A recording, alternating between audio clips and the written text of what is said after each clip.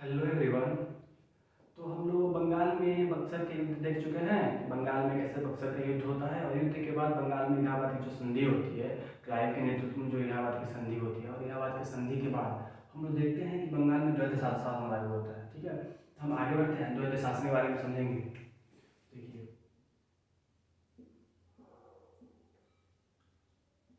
द्वैध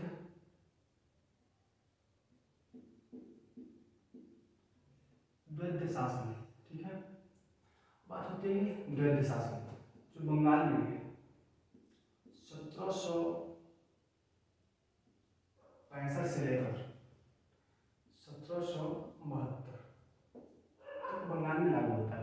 बात यह है कि जब 1772 में जब क्लाइव आता है, सॉरी, जब 1772 में जब वारेन हेस्टिंग को बंगाल का जब गवर्नर बनाया जाता है, वारेन हेस्टिंग ने 1772 के अंत समय में 1772 जब एंड कर रहा था, उस टाइम वारेन हेस्टिंग आया, 1772 में आया और जो द्वैध शासन था, द्वैध शासन को समाप्त कर दिया।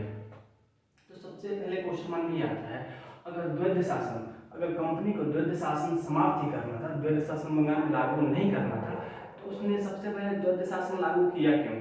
सबसे पहले पॉइंट हम लोग दिमाग में आना चाहिए कि द्वैध शासन लागू किया क्यों, और लागू किया और द्वैध शासन को समाप्त क्यों किया कंपनी? आखिर कंपनी चाहती क्या थी? देखिए, दो बिंदु बनते हैं।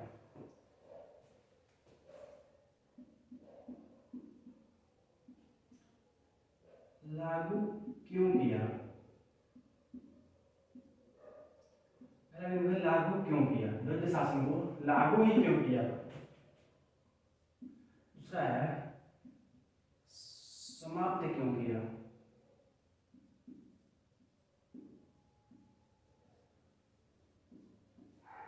अगर द्वैध शासन को समाप्ति करना था तो द्वैध शासन को लागू क्यों किया? वो कौन सी परिस्थिति थी जिसके कारण द्वैध शासन को बंगाल में लागू करना पड़ा? जैसे आपको पता है कि बक्सर के युद्ध के बाद कंपनी का वैधानिक रूप से अधिकार बंगाल हो चुका था, तो चाहती ही कंपनी तो पूरे बंगाल अपने शासन को स्थापित कर सकती थी, प्रत्यक्ष रूप से स्थापित कर सकती थी, लेकिन कंपनी ने ऐसा नहीं किया क्योंकि द्वैध शासन को बंगाल में लागू किया, अपना प्रत्यक्ष शासन नहीं किया।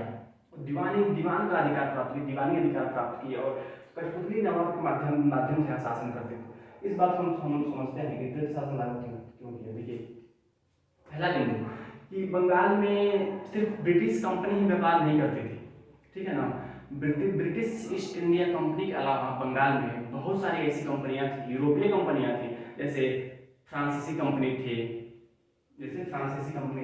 इस प्रकार बहुत सारी ऐसी कंपनियां थी बंगाल में जो कार्य कर रही थी, और सारी कंपनियां बंगाल बंगाल के नवाब को टैक्स देती थी, कर देती थी, लेकिन ईस्ट इंडिया कंपनी वो कर नहीं देती थी, ठीक है ना। ईस्ट इंडिया कंपनी कर मुक्त व्यापार का अधिकार सिर्फ फारूक सियर के द्वारा 1717 ईस्वी से प्राप्त हो चुका था, जिसके कारण उसने बंगाल में वो कर नहीं देती थी, लेकिन जितनी कंपनियां थी कर देती थी। अगर बंगाल में प्रत्यक्ष रूप से कंपनी का शासन आता तो सारी यूरोपीय कंपनियां कर देना, टैक्स देना बंद कर देती, जो अभी फिलहाल बंगाल में मिल रहा था।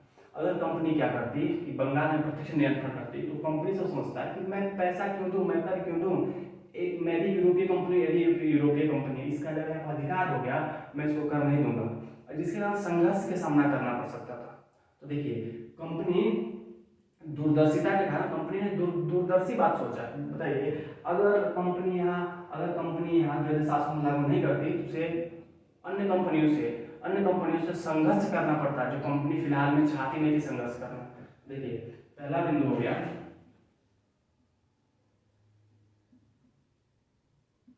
यूरोपीय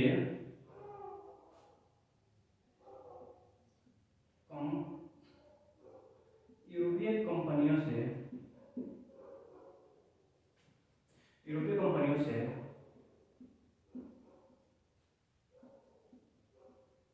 संघर्ष न हो। उसने द्वैध शासन क्यों लागू की? क्योंकि यूरोपीय कंपनियों से संघर्ष ना हो। यूरोपीय कंपनी जो थी, उन कंपनियों से ब्रिटिश ईस्ट इंडिया कंपनी को संघर्ष ना करना पड़े, जिसके कारण उन्होंने द्वैध शासन लागू की। पहला पॉइंट। दूसरा पॉइंट हम समझते हैं। देखिए, दूसरा बिंदु है कि जो कंपनी थी वह एक व्यापारिक कंपनी थी। व्यापार करने के लिए वो इंडिया में आई थी। इंडिया में राजनीति में हस्तक्षेप करने के लिए नहीं आई थी। उसको अधिकार दिया गया था कि तुम जाओ वहाँ, ब्रिटेन के राजकुमार द्वारा, ब्रिटेन की सरकार द्वारा अधिकार दिया गया था कि तुम जाओ यहाँ पे व्यापार करो। यहाँ की प्रशासनिक, यहाँ की लोक नीतियों में हस्तक्षेप नहीं करना था। लेकिन कंपनी क्या कर रही थी, यहाँ पे व्यापार के साथ साथ यहाँ पे अपना राजनीतिक प्रभाव बढ़ा रही थी। अगर अगर ब्रिटिश ईस्ट इंडिया कंपनी यहाँ पर राजनीतिक प्रभाव बढ़ा दिया, प्रत्यक्ष रूप से सत्ता अपने कंट्रोल में लेती, एक खबर आसानी सी बात है कि जो एक खबर जो थी कि कंपनी का यहाँ पे प्रत्यक्ष रूप से शासन हो गया, एक खबर ब्रिटेन में जाती और ब्रिटेन गवर्नमेंट जब ये बात को सुनता तो नॉर्मल सी बात है, वो इन लोगों को प्रतिबंध लगाता, इन लोगों पे रेगुलेट करता, इन लोगों को प्रतिबंध लगाता कि नहीं आप लोग ऐसे मत कीजिए, अगर ऐसा करना है तो मेरे हिसाब से कीजिए, मैं जो बोलूँगा उसके हिसाब से वहाँ पे शासन होगा। तो कंपनी को लगता था अगर हमने यहाँ पे प्रत्यक्ष, यहाँ पे द्वैध शासन लागू नहीं की, यहाँ पे प्रत्यक्ष शासन की, तो हमें जो सरकार से, जो ब्रिटिश सरकार थी, तो ब्रिटिश सरकार से हम लोगों को रेगुलेट होना पड़ेगा, उनके हिसाब से हमको चलना पड़ेगा, प्रतिबंध लग सकते थे। दूसरा पॉइंट, ब्रिटिश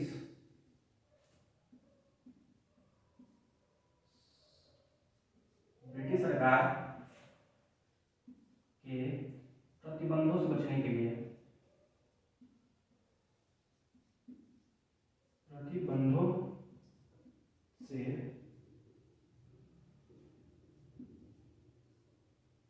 बचने के लिए, देखिए दूसरा बिंदु है, जो ये कंपनियां थी यहाँ पे ब्रिटिश जो सरकार थी, ब्रिटिश सरकार देखिए, जो ब्रिटिश सरकार थी, जो ये ब्रिटिश सरकार थी, ब्रिटिश सरकार के जो प्रतिबंधों से बचने के लिए इन्होंने यहाँ पे द्वैध शासन लागू किया। तीसरा बिंदु ये होता है, तीसरा पॉइंट, अगर एक व्यापारी कंपनी किसी क्षेत्र में जाकर वहाँ पे सीधे प्रशासन पे अपना नियंत्रण स्थापित कर देती है, तो वहाँ का जनता का यह स्वीकार नहीं, वहाँ की जनता कन्फर्म है, वहाँ पे विद्रोह करेगी ही करेगी जनता। एक बाहरी कंपनी आकर और तुरंत ही वहाँ सत्ता स्थापित कर लेती है, वहाँ सरकार को हटा देती है, वहाँ के नवाब हटा देती है, तो जनता का विद्रोह का सामना करना पड़ सकता था। ये डर था कंपनी को, इसके कारण इन्होंने बंगाल में द्वैध शासन को लागू किया कि दिखे ना शासन मैं कर रहा हूँ, लेकिन अप्रत्यक्ष रूप से शासन मेरी ही हो रही है। तो जनता के संघर्ष से बचने के लिए, जन असंतोष से बचने के लिए,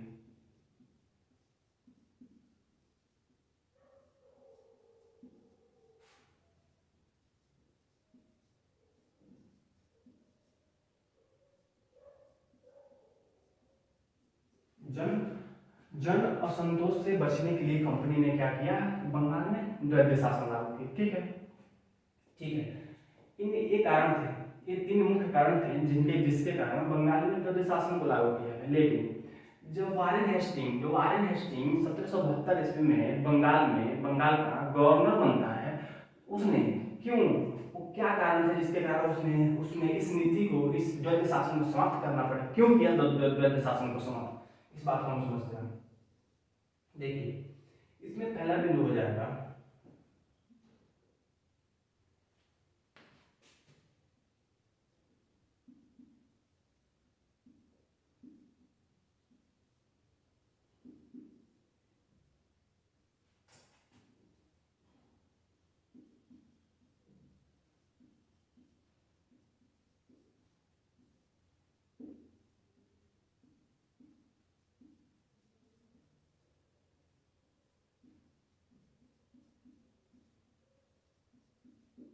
देखिए पहला पॉइंट कहता है कि जब बंगाल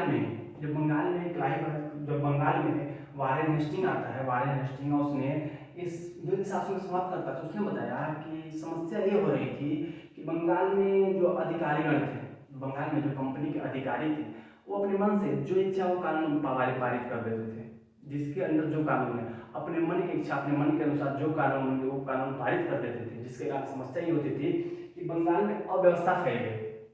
ठीक है ना, कानून किसी एक व्यक्ति के हाथ में ना रह गया, बंगाल में कभी अव्यवस्था की स्थिति आ गई, एक बंगाल की जनता में भुखमरी की समस्या आ गई, अव्यवस्था आ गई, गरीबी फैलने लगी, तो अधिकारियों की मनमानी प्रशासनिक नीति के कारण अव्यवस्था फैल गई। अव्यवस्था अव्यवस्था फैल गई, जिसके कारण वारेन हेस्टिंग्स को द्वैध शासन को समाप्त करना पड़ा। पहली कार्रवाई है, पहला दिन हो गया। जो अधिकारी थे, जो बंगाल में जो कंपनी के अधिकारी थे, वो अपनी इच्छा के अनुसार कानून पारित करते थे, जिस कानून के कारण काफ़ी परेशानी, जनता को काफ़ी परेशानियाँ झेलनी पड़ी, जिसके कारण उसमें वारेन हेस्टिंग्स आता है तो द्वैध शासन को समाप्त करता है। दूसरा बिंदु देखिए, इसी के कारण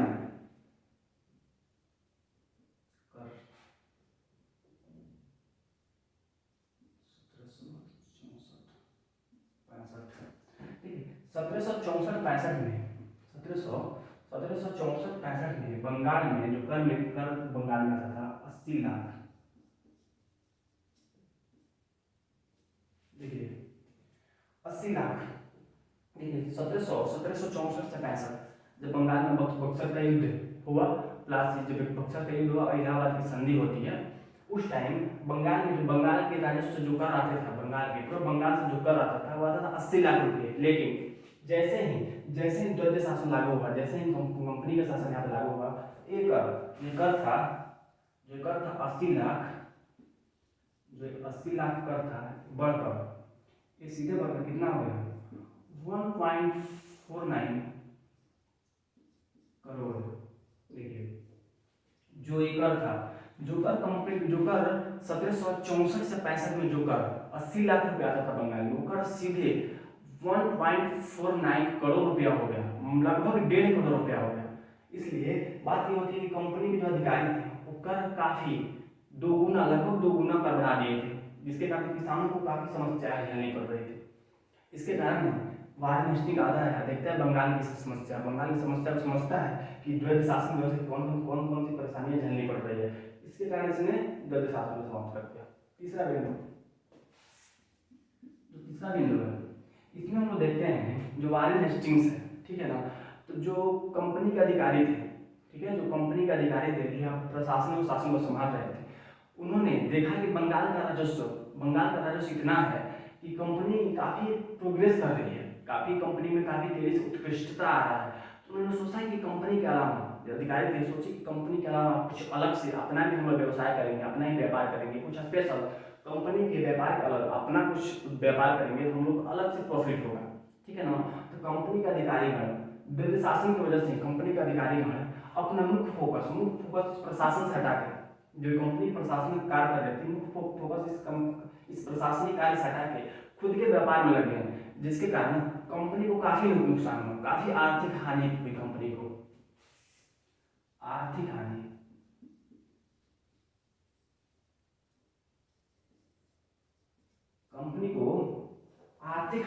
उठानी पड़े।